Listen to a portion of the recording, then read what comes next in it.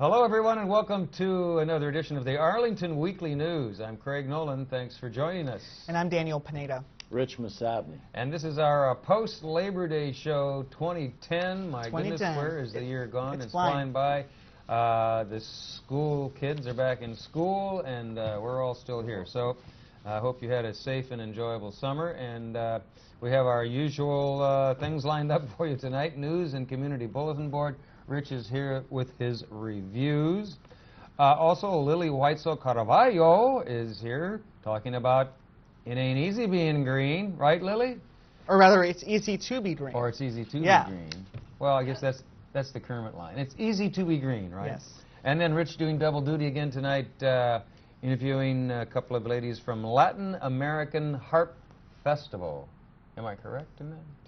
I guess so. You guess so? Thank you for that vote of confidence. Okay, but before we begin, here's a reminder. Well, don't forget, if you miss our weekly scheduled broadcast, the Arlington Weekly News is also available online at arlingtonmedia.org/arlington-weekly-news. All right, and the first of our news stories, Arlington County is going to be spending around $500,000 in federal stimulus money on replacing old streetlights with more energy-efficient LED streetlights. They hope to switch out 1,800 streetlights by next spring. That's about 40% of the county-owned lights.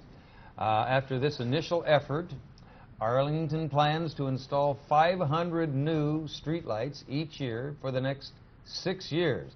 This should also develop a cost saving on the energy for the county. And even so, after the switch out, most of our streetlights will still be the older types because most local streetlights are owned by Dominion Virginia Power and they haven't been scheduled for upgrading. So stay tuned on that. We'll get you more information as it becomes available. Daniel. And yes, did you know that in addition to other things, September is also Hunger Action Month? Our friends at the Arlington Food Assistance Center hope you will pitch in and donate non-perishable food to help more than 1,000 families in the county. They ask that you donate boxed cereals that are low in sugar, plus different pastas and soup, among other foods. There are other places in Arlington where you can drop them off as well. And there are other things you can do to help. Just go online, that is, to afac.org for information and some ideas. You can also call 703-845-8486.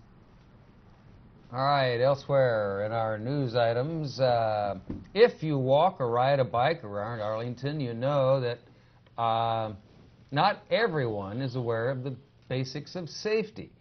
Getting around in a safe way. So, the county and a number of safety organizations are teaming up for the second annual Virginia's Bicyclist and Pedestrian Awareness Week that runs September 12th through the 18th. It doesn't matter whether someone forgot or never learned the safety rules. Accidents do happen, sometimes with tragic results. Make sure that anyone you care about knows how to stay safe and also how to help others stay safe. For more information on Bicyclist and Pedestrian Awareness Week, you can call 703-228-4148. And if you have questions, you can also go online at drivesmartva.org. Daniel. And yes, you might not know it, but late summer means it's time for the fall legislative meetings and hearings needed to get ready for the General Assembly session early next year. One very important decision to be made this time is how to redraw the State House and Senate districts based on the recently completed national census. If you don't make your feelings known, the redistricting process could result in the same partisanship as in past years, which has prevented real changes on climate change, land use, transportation reform, and renewable energy. Policy hearings will take place throughout Virginia where you can make your feelings known or you can send personal comments. Information about redistricting is also available at dlsgis.state.va.us. All right, and more information now from our news items. You may never know the good things that people are doing right around the corner, so to speak. The National Alliance of Mental Illness on Wilson Boulevard, they're also known as NAMI, is going to hold peer-to-peer classes across the county this fall in both English and Spanish. NAMI's peer-to-peer program is aimed at people who have serious mental illness and who want to maintain wellness and recovery, and is led by trained mentors who have experience in living well with mental illness. The peer-to-peer program has teamed up with a number of organizations, including mental health courts, wellness centers, and the Department of Veterans Affairs, among many others. Class information is available online at NAMI.org, and all from nearby. Okay.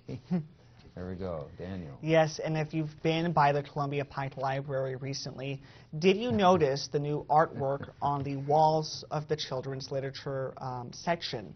An artist from Baltimore who calls himself Jazzy Rock painted all of those colorful dots, squiggles, and random shapes with an eye toward making the section more fun to be in. There's also a separate exhibition on some of his other paintings on canvas in the library. The project was sponsored by the Friends of the Arlington Library. Head over and check it out.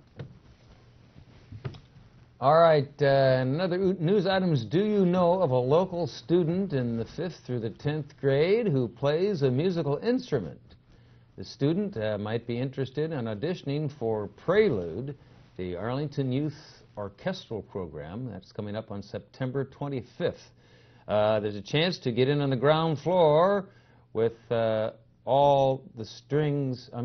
this all-string orchestra, which is getting ready to kick off its season this year. Auditions to join in Preludes are by appointment only, and you'll find out where and when to go after you apply for more information and to register to audition. You can go online at preludeva.org.